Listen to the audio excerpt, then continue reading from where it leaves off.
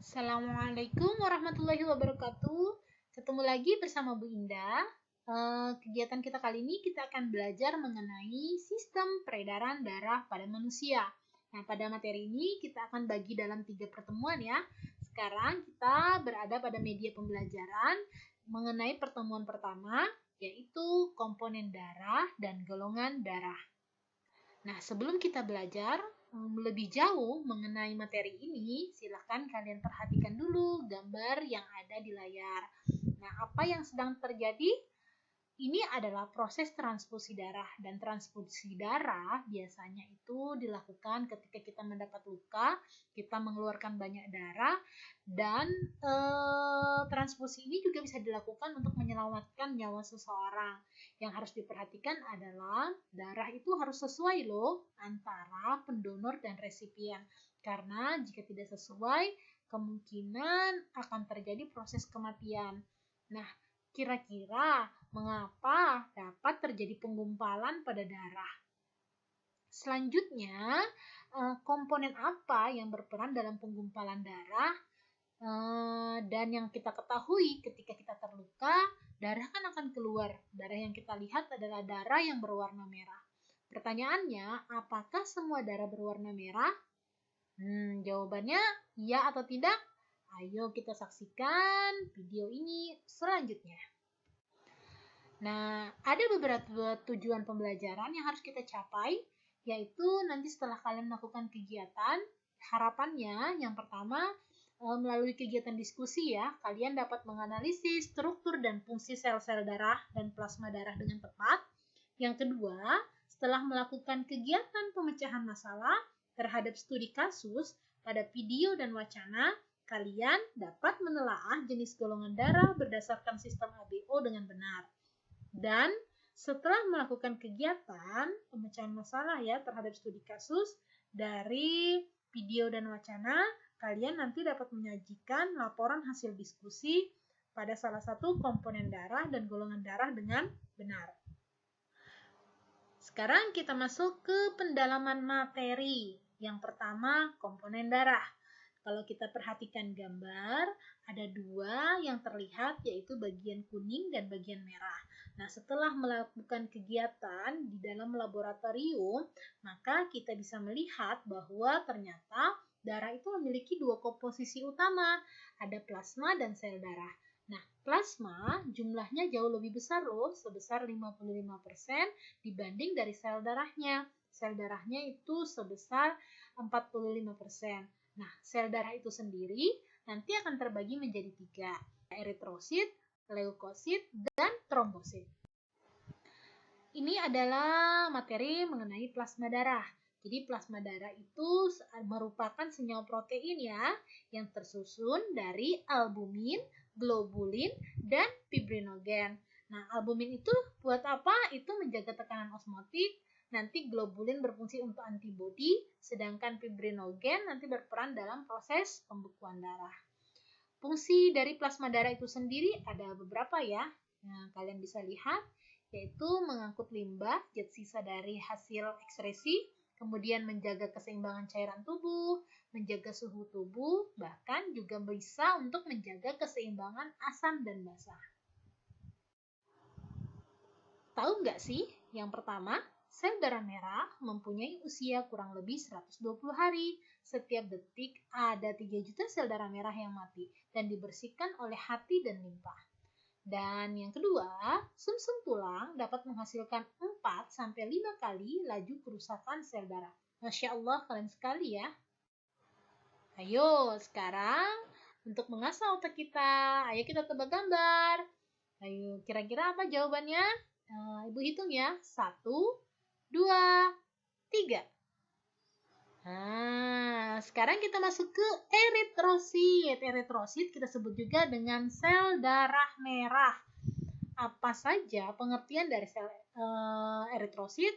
Eritrosit itu bagian utama dari sel darah ya. Nah, kan kita lihat tadi ketika tangan kita terluka, kita lihat darah banyak sekali keluar itu yang berwarna merah. Kenapa dia berwarna merah?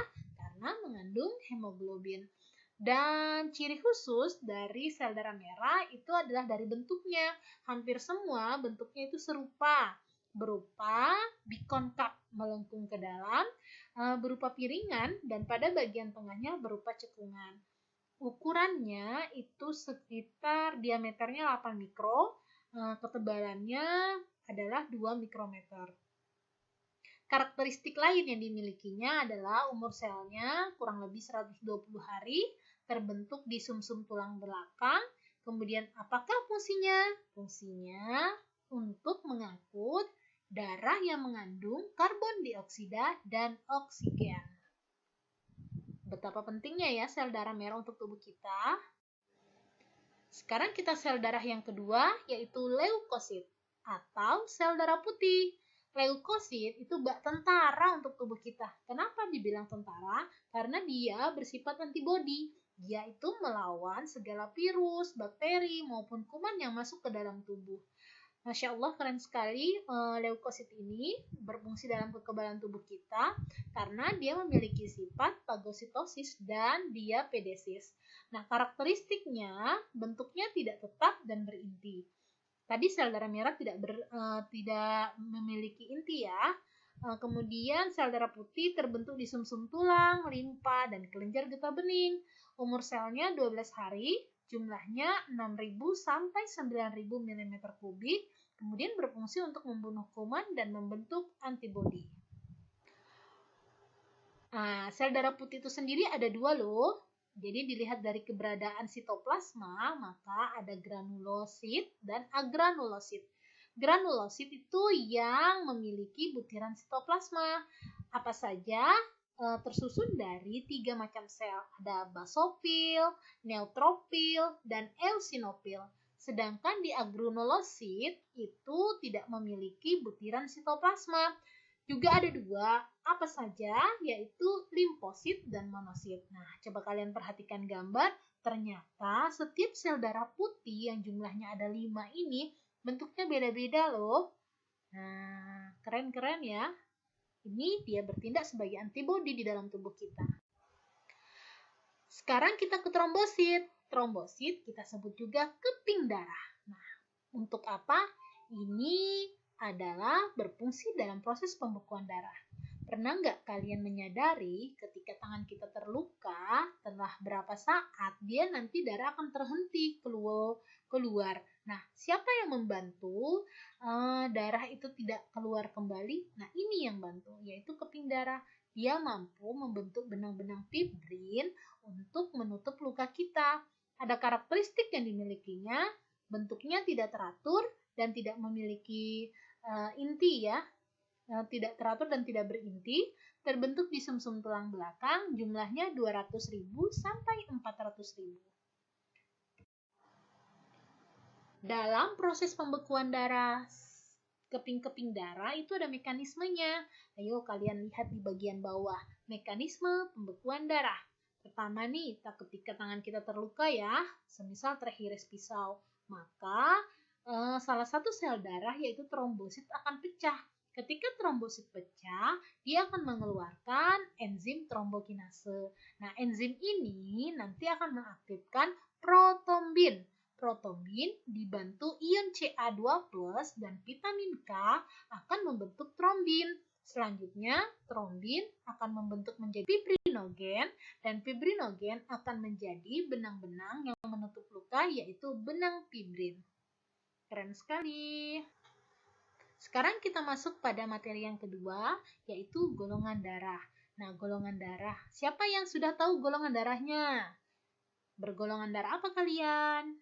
Silakan tulis di komen ya. Golongan darah pada manusia digolongkan menjadi 4, yaitu golongan A, B, O, dan AB. Nah, golongan darah A, B, O, dan AB ini punya 2 pengelompokan loh. Ada kandungannya yang disebut dengan aglutinogen, yang ada disebut juga antigen ya, yang ada di dalam sel darah merah, dan ada agglutinin atau antibodi yang terdapat pada plasma darah.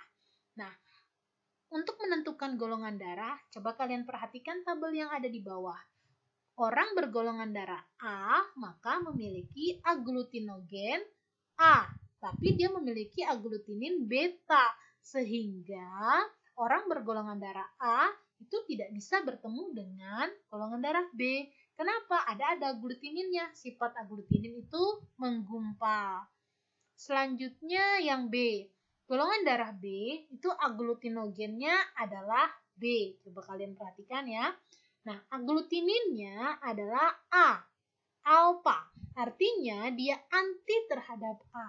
Oleh karena itu, golongan darah B itu tidak bisa diberikan golongan darah A. Sedangkan orang bergolongan darah AB memiliki aglutinogen A dan B. Maka dari itu, orang bergolongan darah AB bisa menerima darah dari golongan darah A dan golongan darah B. Tapi dia tidak memiliki aglutinin, sehingga golongan darah AB itu tidak memiliki kemampuan untuk menggumpalkan. Jadi golongan darah apapun bisa diterima oleh golongan darah AB. Nah, ini juga lah yang menyebabkan golongan darah AB disebut juga dengan resipien universal. Sedangkan kalau kamu lihat golongan darah O itu tidak memiliki aglutinogen, tapi dia memiliki aglutinin. Aglutinin terhadap anti A dan anti B. Artinya untuk orang bergolongan darah O, karena dia memiliki faktor penggumpalan, dia nggak bisa tuh dikasih golongan darah A dan dikasih golongan darah B. Kenapa? Karena kalau dikasih bisa terjadi penggumpalan untuk golongan darah O. Tapi karena dia tidak memiliki aglutinin, maka dia bisa memberikan darahnya ke golongan darah yang lain. Ini juga yang menyebabkan golongan darah O disebut donor universal. Yang kalian harus ingat adalah, kalau golongan darah itu ditentukan dari aglutinogen dan aglutininnya. Ingat ya. Ayo, sekarang kita asal otak lagi. Sekarang susun kata di bawah ini. Ibu hitung 1, 2, 3. Oke, selamat sama yang bisa menjawab. Kalian keren. Selanjutnya kita ke transfusi darah ya. Nah, sama seperti penjelasan tadi, kalian perhatikan skemanya. Ini adalah resipien dan donor. Ingat, resipiennya tadi apa? Resipien universal adalah golongan darah AB dan donor universal adalah golongan darah O. Ingat ya, A itu tidak bisa diberikan darah B, sedangkan B tidak bisa diberikan darah A. Itu kalian ingat. Nah, ada beberapa kasus yang harus kalian pecahkan. Ini adalah wacana dari gambar. Ada 2 sel darah yang berbeda. Yang manakah yang normal, yang manakah mengalami kelainan. Nah, ini nanti bisa kalian kerjakan. Temukan rumusan masalahnya, kemudian tentukan hipotesis. Silakan berdiskusi dan tarik kesimpulan dari hasil diskusi kalian. Dan yang kedua adalah wacana mengenai salah transfusi. Jadi ada kejadian yang terjadi salah transfusi. Nah, apa yang terjadi dan mengapa sampai terjadi kesalahan dalam transfusinya? Silakan kalian diskusikan. Ini adalah format penyelesaian masalah. Yang pertama, kalian harus menentukan identifikasi masalahnya, kemudian menetapkan jawaban berupa hipotesa sementara, sampai nanti akhirnya melakukan diskusi, mencari jawaban yang relevan ya, sampai terjadi kalian memberikan kesimpulan. Oke, terakhir terima kasih telah mendengarkan materi ini. Selalu jaga kesehatan dan sampai berjumpa kembali. Assalamualaikum warahmatullahi wabarakatuh.